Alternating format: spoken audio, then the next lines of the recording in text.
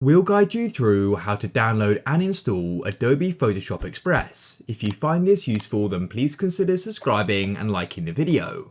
Adobe Photoshop Express is such a useful tool. Of course, it allows you to edit photos, so you don't actually need to go and open up your web browser to go and download it from there, because we can actually download it from the Microsoft Store.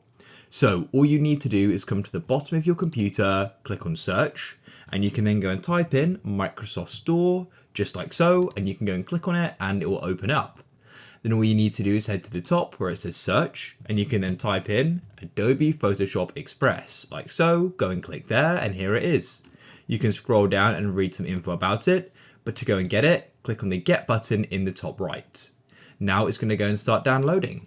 All you need to do is wait. It'll go and install as well, and as you can see, it now says open. So what you can then do is go and click on open, and here it is. You can go and press on next, and you can go and read some info about all the different types of photo editing you can do with it. Now what you do need to do is go and sign in. So it says sign in to get access to all premium features and content for free. You can choose how you want to go and sign in here. I'll just go and use Google. You can now select an image source to start editing. I'll click on Pictures Library, and just like that, I can now go and start editing this.